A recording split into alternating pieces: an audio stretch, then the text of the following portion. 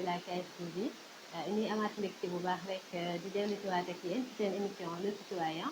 et comme niñ ko tàmm defee rek mardi bu nekk di dalal rek invité yoo xam ne dinañu waxtaanee li amal solo population bi donc tey nag ñu ñëwal leen fi nga xamante ni rek mooy Bentali war a waxtaanee nag benn thème bu am solo à savoir les maux de la population donc ñu ciy dalal ay invité yoo xam ne ci gox bi lañ dëkk xam gox bi donc dañ leen di bàyyi rek ñu présenté wu laataa ñoo xuusat yéen ci waxtaanu bés bi monsieur Sène nuyu naa la. maa ngi lay fay. voilà di kontaan bu baax rek di la dalal ci suñu émission Le Citoyen tey donc comme ni ma ko waxee ñu war a waxtaanee les maux de la population le cas de Bentali donc dañ lay bàyyi nga présenté. jërëjëf ma fille maa ngi tudd Moussa Sène nekk délégué de quartier Potou usine Bentali dans la commune de Biscuiterie et yàlla dafa dogal depuis 2012 lañ ma fal délégué de quartier par suite des élections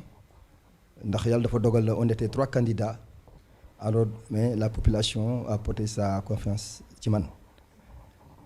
mais avant loolu damay wax ne man fii laa juddoo ci quartier bi usine Bentali et depuis 1953 donc sama cursus scolaire fii laa ko defee ma jóge fii intégré dans l'armée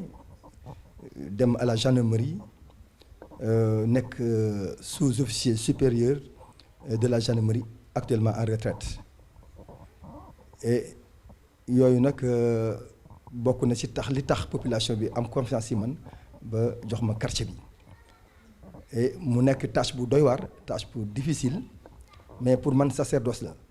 pour man jaamu yàlla la et moo tax ma accepté loolu. D'accord, très bien merci beaucoup ci présentation bi comme ni nga ko waxee nekk chef de quartier du loo xam ni c'est aisé mais chef de quartier man je veux dire que ku ñu wóolu rek lañ ko mën a jox parce que koo wóoluwut doo ko jox responsabilité wu mu jiite la représenté la nangu aussi nekk ci ginnaaw donc comme ni ma ko annoncé sànq rek ñu war a waxtaanee li nga xamante ni mooy le mot de la population le cas de Bentali donc tey jii bi la laajte woon monsieur Sène lan moo nekk réellement jafe-jafe wala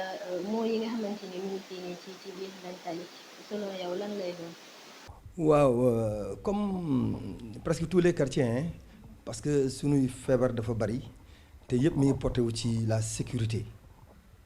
quartier bi bëgguma être un alarmiste mais sur le plan sécurité dafa des sur le plan de la salubrité dafa des sur le plan cadre de vie dafa des sécurité bi soo ko waxee mais sécurité bi parce que nit ñi il faut que ñu nelaw il faut que nit ñu liggéey ah la liberté d'aller et venir des personnes la sécurité des personnes et des biens yooyu dafa bokk sécurité bi mais man sécurité bi mën ma ko wax tant une sécurité globale man damay wax faral sécurité globale sécurité globale dafa dem ba ci qui touche le pays ak la sous-région parce que suñu amul sécurité au niveau de la sous-région am sécurité dans le pays duñu am sécurité ci quartier yi li may wax rek mooy suñu quartier yi c'est des quartiers populaires da ngay gis ay fréquentation yoo xam ni doo comprendre nu mu mën a demee parce que y a des étrangers qui viennent louer ay appartements ci biir kër yi seen activité des activités très louches doo xam lu ñuy def te c'est des gens qui peuvent être envoyés par des personnes mal intentionnées yu jógee dans la sous-région te ñoom dañuy def tentative d'approche pour fexe jegeñ population bi xam les failles de la population pour mener des actions d'éclat. voilà donc monsieur Sène gis nañu bu baax li nga xamante ni moom nga développé ci côté jafe-jafe côté difficulté yi nga xamante ni moom la population bu Bentali di dund mais à un moment maanaam dafa nekk jafe-jafe yoo xam ne comme ni nga ko waxee ça vient un peu de personnes extérieures ñoo xam ne dañoo jógee ci yeneen gox ñëw ci gox bi mais est-ce que amul yeneen origine peut-être yoo xam ne jógewul réellement ci ñi dëkk vers l'extérieur mu nekk peut-être loo xamante ni c'était depuis le début bi Bentali nekkee Bentali wala loo xamante ni ça vient directement de la population est-ce que amul ay provenance côté boobu noonu donc est-ce que dañu bàyyi un peu monsieur Sarr mu présenté wu jéem ñu ci apporter peut-être ay explication côté boobu. asalaamaaleykum waa KS TV ñi ngi am mbégte bu mag di leen dalal ci quartier usine benn tali di nuyu mademoiselle Sidibé ak équipe bi mu àndal man maa ngi tudd Idrissa Sarr doon une personne ressource dans ce quartier fi laa juddoo yaroo fi la sama kër nekk ma jàngee ci école bi ñuy wax Ndëriña ex Waagu Ñaay 1 def fa sama cursus primaire ba jóge fa dem CEG bopp muy Badara Mbaye Kaba bi nekk ci gox bi ba tey ba mu fa jógee nag laa leen fekki lycée Limamou Laye bàkk ci njaareem man sama taxawaay ci quartier bi yàlla daf ma day ci teg nattu bi mooy nit ku ne fu mu dëkk daf koy bëgg liñ ne woon li benn kilifa waxoon ne j'aime le Sénégal d'un amour fou qui arrache les larmes. Moi aussi j'aime mon quartier d'un amour fou qui arrache les larmes. li may njëkkee mooy Ndëriña bi nga xam ne fa laa jànge yàlla def na pendant lu ëpp ñaar fukki at je suis au cœur de l'école doon fa président de comité de gestion mais doon fa personne ressource ndax école ba fa mu nekkoon démb ak ku xamaan Ndëriña boo ñëwee da nga xam ne uute na ci cadre de vie ak leneen ndax je suis la première personne boo xam ne maa doté école bi de salle informatique complète le maire feu Doudou Issa Niasse inauguré ko ak les autorités académiques boobu informatique bëriwul ci école yi loolu ma def ko en partenariat avec mes partenaires extérieurs rawatina sama sœur bu nekk en Allemagne ñu delloo rek mbattu ma ca ndaala moo tax lu ñu am yóbbu ko foofu parce que dañ ne agir en guise de reconnaissance. Deuxièmement école ba toilette yoo xam ne nit mosu fa dugg wala ñemewatu fa dugg maa ko réfectionné man ak samay partenaires ak samay sœurs ba tey école bi lépp loo xam ni nit mën na fa dugg muy toilette publique de plus de 16 box nga réfectionné ko à 100% def fa adduction d'eau def fa commodité yëpp ba nit mën fa dugg ñu def ko fa. beneen bi ku wax daara wax jeunesse aussi moo tax j'ai été aussi le président de l'ASC benn tali ñu daan ko wax ex Takkaan man maa ko jël en 96 liggéey ak ASC bi jox ko sa première coupe zonale te ASC bi nekk 77 lañ ko créé mais bi ma ko jëlee en 96 97 la ASC bi soo ko yëkkati coupe ñu réformer ko liggéey ko ba tey defe naa ne ASC benn tali fait partie des fleurons des équipes navétanes de la zone 3 beneen bi je suis le secrétaire général de la mosquée de Potou parce que ku wax jeunesse wax ndaw war nga wax mag boo nit ñu nekk ci jàkka ji ànd ak penc jàkka ji di leen taxaw bon tey mën naa ne aussi bi ci mujj ci sama wàllu partenariat fii ngeen nekk ci suuf c'est une salle d'une capacité de 100 personnes yoo xam ne maa ngi équipé à 100% def ci ay machines à coudre tudde ko sama association Pont de l'Espoir xale yi nga xam yëpp en rupture scolaire lañ jànguñu fii dañ leen di encadrer ñu leen di defal couture cuisine ak lépp lu jëm te ma tudde ko l'école de la deuxième chance lu mat 50 élèves ñi ngi inscrire fii te fayuñu dërëm tenue sax jënduñu ko jënduñu dara du courant du participation yaakaar naa ne loolu ku ko def ci sa wàllu quartier yaakaar naa tu es un citoyen suñu mënut it jéem nañu tous les secteurs d'activité yiy doxal suñu gox muy xale muy mag muy jigéen muy ñuy jàng ñuy feebar ñi handicapé lépp yàlla ñu ciy may sutura ñu ciy taxaw quartier bi xam nga loo gis rek dafa am lu koy firndeel xëy na ñu génnee quelques exemplaires kii soo ko gisee c'est la médaille d'honneur de la gendarmerie nationale faite par décret présidentiel bon bu les plus hautes institutions reconnaître loolu dañ koy xam kii sunu doom yi la cercle jaune boo xam ne ay jeunes yu takku lañ nekk ci quartier bi di liggéey bu mucc ayib ñun ñu leen di encadrer di leen jàppale bon bu ñu defalee diplôme de reconnaissance wane nañ ne taxaw nañ leen kii c'est le CM Adama Traoré boo xam ne moo nekk fii secondaire bi ñu jox ñu ñoom it seen diplôme de reconnaissance mais bii aussi bi ci ëpp solo kii c'est le centre technique de Diamniadio de la formation professionnelle dans les métiers de l'automobile damay jële fii ay xale yoo xam ni defuñu dara amuñu métier ñu yóbbu leen Diamniadio ñu defal leen spécialisation pendant 6 mois ci wàllu mécanique rapide muy wàllu vidange qui entretien wàllu pneumatique ak wàllu climatisation. Voilà donc comme ni nga ko waxee lu amul seede moom la ñu mën a werante mais pas loo xamante ni il y a des preuves à l'appui et man personnellement je me dis que c'est ça un citoyen modèle maanaam c'est ku nekk mën na réclamer wu citoyen parce que ci dëkk bi nga dëkk mais pour dire que un citoyen bien une telle personne est un citoyen modèle man je me dis que cela se mesure de par ses actes wala ba fan la pare dem pour sa localité gox bi mu dëkk et je pense que li fi wax yëpp ak preuve yi nga xamante ni moom la ñu apporter vraiment doy nañu pour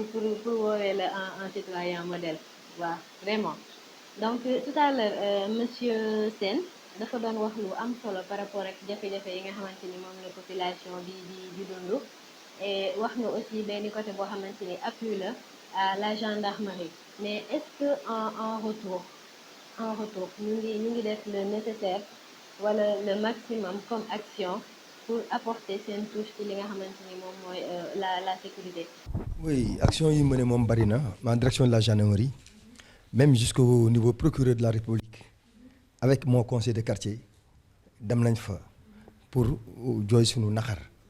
waaw mais à chaque fois ñoom selon leur calendrier des fois ils envoient des équipes faire des patrouilles dans la ruelle des fois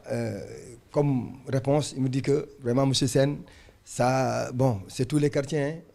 donc vraiment nous on ne peut pas être partout à la fois mais daal ñoo ngi def li ñu mën waaw moo donc ñoom def li ñu mën donc man Idrissa mi doon wax léegi ak quelques membres du conseil de quartier on est allé voir le commissariat central on est allé à la brigade de recherche à chaque fois ñoo ngi dem HLM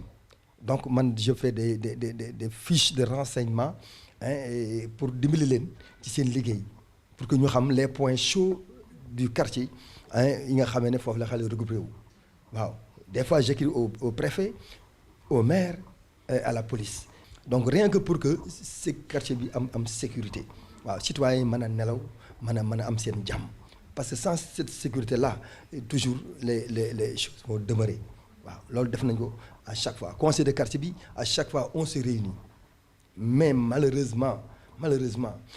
il paraît que sax parce que les parents sont complices parce que doom su liggéeyul jàngul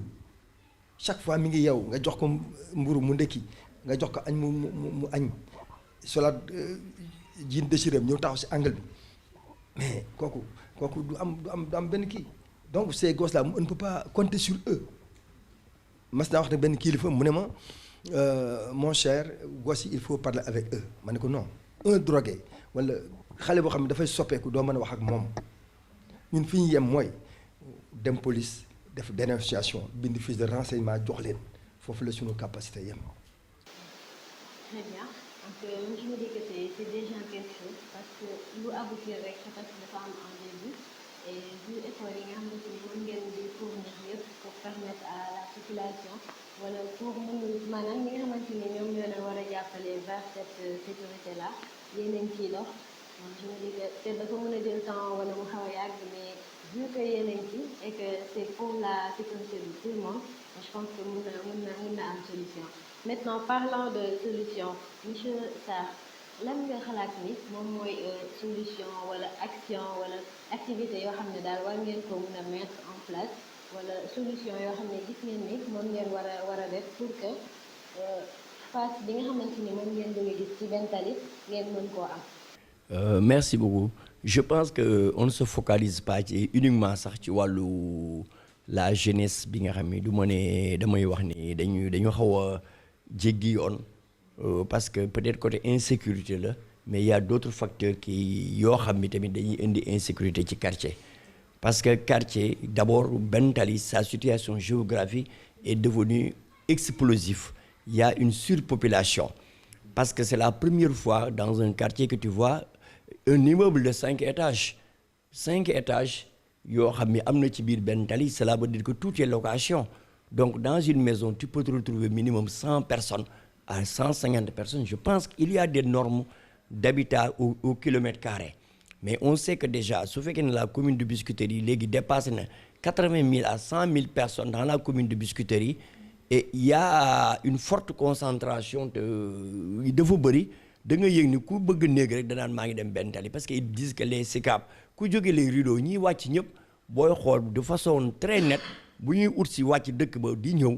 dañ naan du ñu ne dañ leen dem SICAP nañ leen dem Mermoz dañ naan nañ leen dem dans certains quartiers comme Grand Dakar comme usine Ben Tally comme Grand Yoff. Il y a des sites de prédilection pour que nit ñi dañuy wàcc puisque dañuy jàpp ne c'est un peu la banlieue néeg dana fa yomb wala yu demee noonu te bu boobaa ñoom cité dortoir lañ koy def. Cité dortoir mooy nañ am fu ñu teg les baluchons dëkk fa boobu benn nit ñëwee jàppal ni 10 personnes ñi ngi ci ginnaaw am kenn ku ne bu xëyee dem donc am na ñoo xam ni parce que li gën grave mooy manque d'intégration dans un quartier parce que am na ñoo xam ni li leen lii ak quartier bi mooy tëdd ak nelaw mais li am ci quartier bi xamuñu ko donc mënoo leen contrôler mënoo créer ay conditions yoo xam ne dañuy xam ne lii moo leen wax quand quelqu'un s'immigre en Europe wala fu mu mën a dem mais il a des conditions à respecter donc anarchie moo mujj am parce que kenn ku ne boo ñëwee sa ñëwi bopp nga ñëw li ci des sa yoon nekkatu ci donc loolu aussi c'est un facteur beneen bi xam nga dégg nga baatu Ben Tally cela veut dire que benn tali fi am mais Ben Tally bi boo ko jëlee fi mu tàmbalee ba fu muy génne mais stationnement bi dafa mujj ëpp doole parce que bu dee ñëpp ci benn tali boobu lañ bëgg di gaare soo fa rombee da ngay yëg ni jaadul beneen bi ça a devenu une gare routière axe boo dem léegi da ngay gis horaire yaa ngi fa taxaw ñi ngi yàpp te loolu fu horaire taxaw population di fa transiter di dem mais y a un commerce autour y a une animation dafay mujj jur nit ñi ñu di fa ñëw xam ni fii nangam finalement ça devient incontrôlable. Voilà, c'est un peu compliqué hein et c'est une situation boo xamante ni comme ni nga ko waxee c'est à peu près la même chose un peu partout ci quartier yi mais dafa am ñoo xamante ni seen bës moo gën a accès par rapport ak ñeneen ñi maintenant tant que samay caméraman déjà ñu ngi may signaler que heure bi léegi mu jeex dañuy wax rek lan mooy sa mot de la fin balaa ñoo jox kàddu gi ki nga xamante ni mooy monsieur Sène moom aussi mu wax ñu son mot de la fin. Mot de la fin man dama rafetlu seen concept bi ngeen def parce que da ngeen porter le débat ci ñi ko moom da ngeen ko jox ñi ko moom da ngeen baatu il faut rendre à César ce qui appartient à César. La voix du peuple le peuple c'est nous ñun ñi nga xam ne suñu sœurs yi bu ñu jógee ñooy uti ndékki ñoom la seen añ matul ñoom la seen reer matul ñoom la seen doom mënul dem Europe ñoom ñooy bokk ci l'immigration clandestine ñoom ñooy chercher des solutions pour s'en sortir c'est là où vous êtes venus mais c'est pas les gens qui partagent les plateaux de la télévision pour nous parler de notre problème li waa ji wax ne il ne s'agit pas de crier comme un forcené pour être le prolongement SOS d'un James Brown teew ci télé yi di wax amul solo mais ñëw ci réalité bi te fii mooy réalité bi. voilà man monsieur Sidibé ñoo leen di remercier ci teewaay bi comme ni ko Idrissa waxee ñëw ngeen fi ngeen war a ñëw taataan li nga war a taataan yaakaar naa ni su fekkoonte ni chaîne yëpp noonu lañ def kon feebar yu bari dina faju beneen moo rek lancer appel aussi ci état bi ñu bàyyi xel délégué de quartier yi parce que les quartiers li mu xam maire bi xamu ko. li ma xam le ministre intérieur xamu ko li ma xam président de la République xamu ko donc man maay dund ak sama gox maa xam nekk sama gox suñu bëggee li xam si gox yi dañu ñëw approché délégué quartier di wax ak ñoom di communiquer ak ñoom ñuy diisoo suñu diisoo je pense que solution dina am beneen bi mooy responsabilité yi dafa am solo ku nekk fa nga nekk yàlla moo la fa teg nga war a jouer sa rôle war a gëm sa bopp responsabilité yàlla dénk nga def ko alxuraan nee na kullukum raayin wa kullukum mas'ulan an rahiyatihi ëllëg yàlla dina laaj c'est responsable c'est sa cër bi nga jox noo ko sàmmee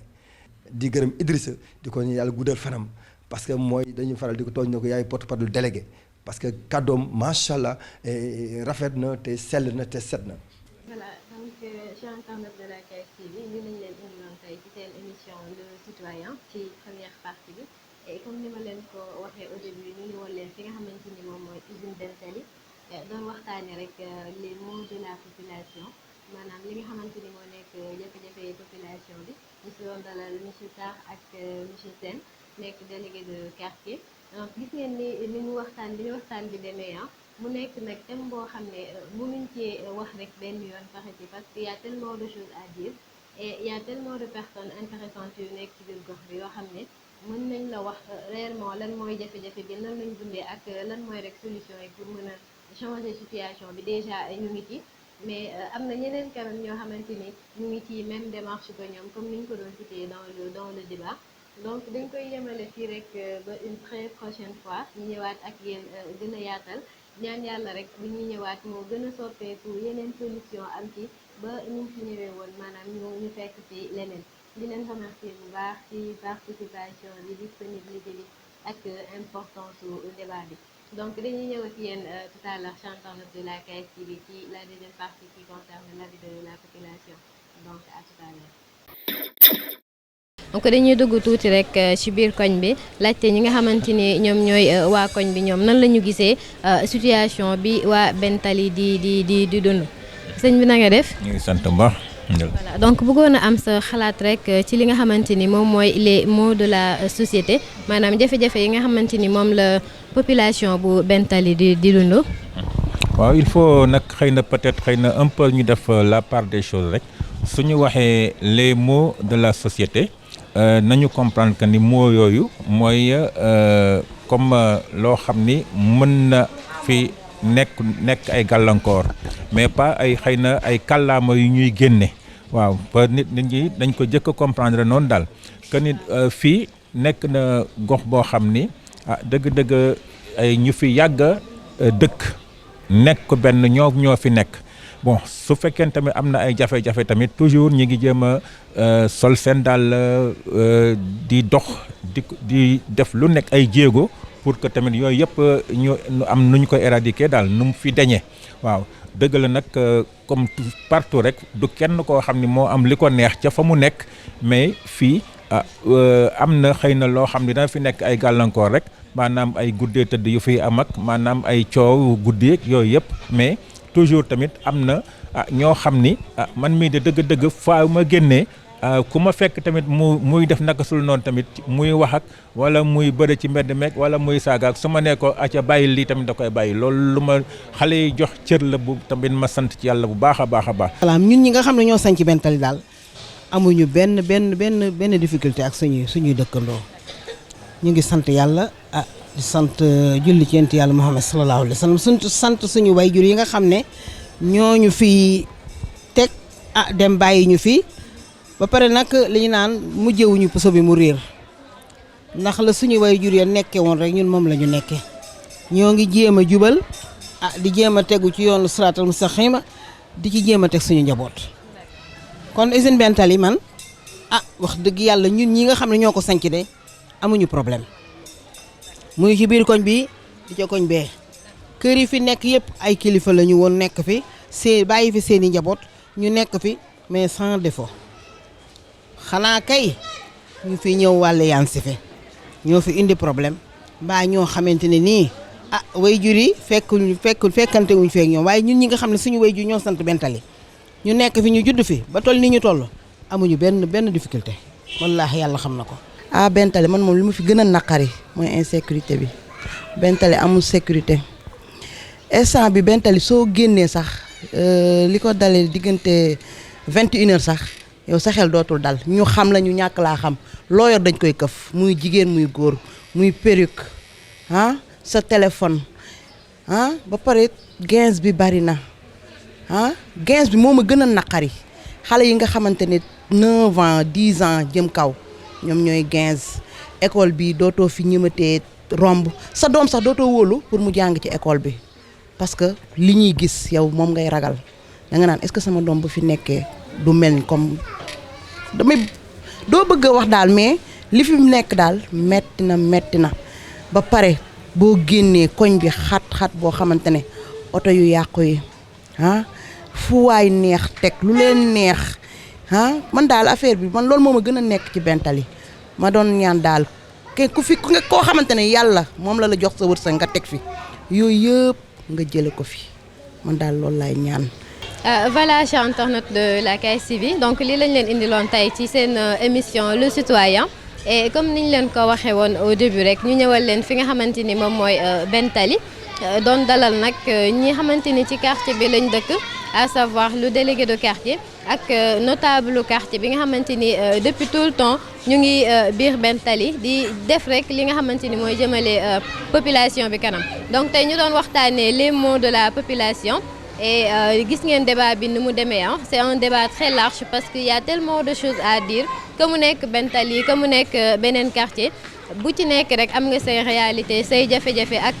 ay nit ñoo xam ne daal ñooy liggéey ci wàll bi de sorte que population bi lu ñu bëgg ci seen quartier yi ñu mën koo am donc malgré li nga xamante ni moom mooy jafe-jafe yi am fii nii ci Bentali il y a de belles choses et il y a des personnes vraiment importantes yoo xam ne ñoo fi dëkk et depuis toujours di def seen maximum avec leurs propres moyens pour li ñu bëgg ci Bentali ñu mën koo am et je pense que bu dee suivre ngeen débat bi gisal ngeen ko seen bopp et comme avis de la population aussi gis ngeen les citoyens lambda li ñu wax ci jafe-jafe ak li ñuy wax aussi ci li nga xamante ni moom mooy insécurité ak li nga xamante ni aussi moom moo ci rafet parce que amul benn quartier boo xamante ni ay aspect négatif rek nga am ku ci nekk am nga say aspect positif donc lii lañ leen indiloon sur internet de la KSTV balaa ñuy tëj rek di remercier bu baax ki nga xamante ni mooy monsieur Sène ak monsieur Sarr ci accueil bi ci pertinence su débat bi ak seeni disponibilité donc di leen jox rendez-vous très prochainement ci beneen numéro